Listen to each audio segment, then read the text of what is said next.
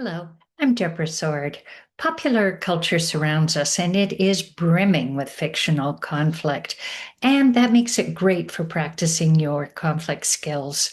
I'll put in the show notes some episodes where Tyson and I give examples of how we read, watch, listen to, or play games and use it to reimagine fictional conflicts to make them a positive experience for the fictional characters.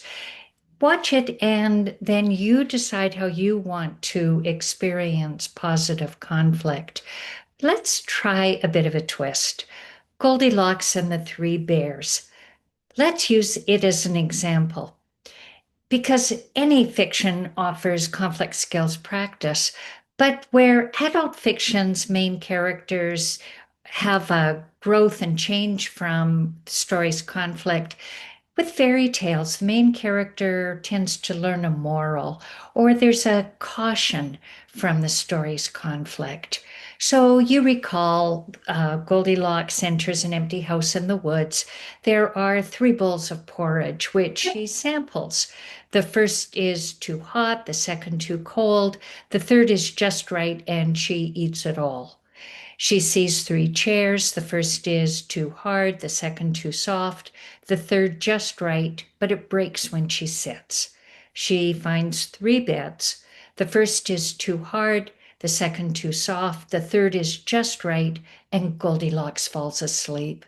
The bears return, their porridge has been eaten, a chair's broken, and Goldilocks is sleeping. Startled awake, Goldilocks runs away. Oh no, there's no obvious conflict, but there's still a conflict competency message. So, this fable has given us the so called Goldilocks zone, that comfortable, just right orbit that makes life possible on Earth. If you use your conflict competency, you can have a positive, just right conflict. So, what's a just right positive conflict? Good question. It's when conflict improves the quality of your relationships. It's when conflict practice strengthens your existing conflict competencies and you learn new skills. And it's when conflict is so positive it breaks the unhelpful, negative conflict patterns.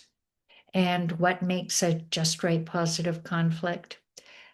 When conflict is too cold or too soft, relationships suffer.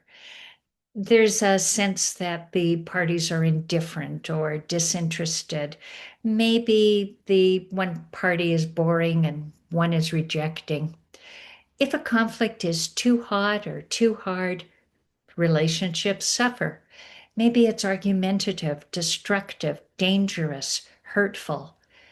The just right conflict is where relationships satisfy the parties.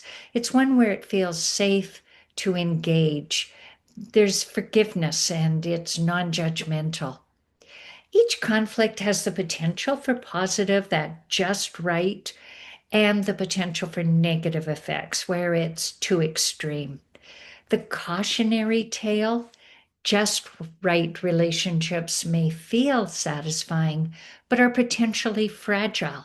It can break like the chair, and you can get caught slipping like Goldilocks got caught sleeping. Relationships accumulate their conflict harm. They get shorter and stronger over time as the pattern intensifies. Goldilocks entered a home without an invitation, ate food that didn't belong to her, and broke and used stuff she didn't own. It accumulated her bad manners as a guest.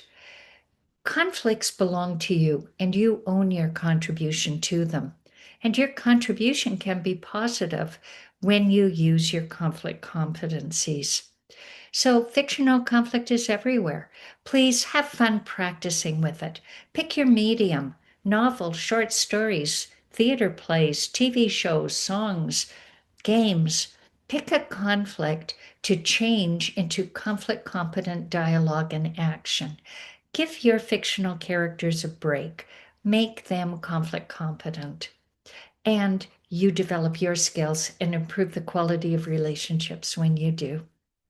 Thanks for listening. Leave a comment. I'd love to hear what happened when you tried to improve the fictional lives of some characters. Thanks again for listening. Please like our podcast, subscribe, share it, let people know we have fun developing conflict competency skills. Thank you.